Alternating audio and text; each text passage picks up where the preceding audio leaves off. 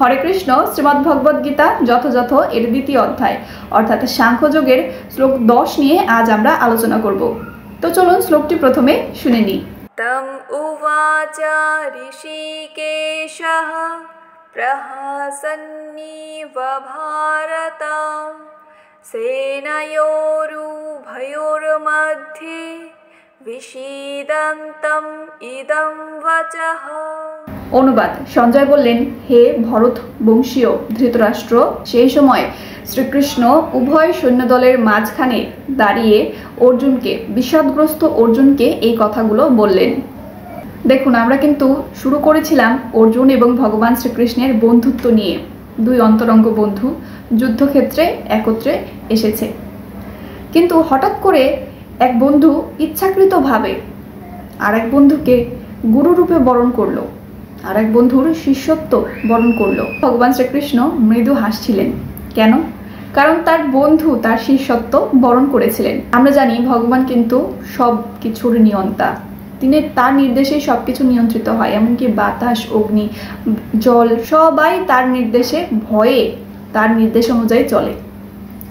তো কিন্তু ভগবান এতটাই দয়ালু যে আমরা ভগবানকে যে রূপেই বরণ করতে চাই না কেন, তিনি আমাদের কাছে সেই রূপেই আসেন। ভগবান তার ভক্তের বাসনা অনুযায়ী কখনো বা পুত্র, কখনো বা প্রেমিক, কখনো বা বন্ধু হয়ে তাদের বাসনা পূরণ করেন। কিন্তু তার ভক্ত যখন তাকে গুরুরূপে বরণ করে নিল, তখন তিনি তৎক্ষণাৎ গুরুর ভূমিকা গ্রহণ করে গুরুবৎ গাম্ভীর্য সহকারে উপদেশ প্রদান করেন। এক্ষেত্রে আমরা দেখতে পাই ভগবান শ্রীকৃষ্ণ এবং অর্জুনের মাঝে অর্থাৎ গুরু ও শিষ্যের মাঝে যে কথোপকথনগুলো হচ্ছিল তা হচ্ছিল দুই সেনা দলের মাঝখানে। এর ফলে কি হচ্ছিল যে সকলেই এই কথামৃত শ্রবণের মাধ্যমে উপকৃত হচ্ছিল। এর থেকে কি প্রমাণিত হয়?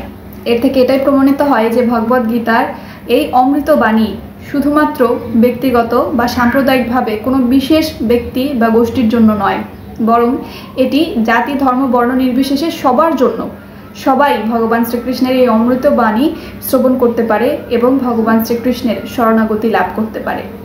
সে শত্রু হোক কিংবা মিত্র, যারাই এই ভগবদ্গীতার এই পবিত্র জ্ঞান শুদ্ধভাবে হৃদয়ঙ্গম করতে পারবে, ভগবান শ্রীকৃষ্ণ তাদেরকে অবশ্যই কৃপা করবেন।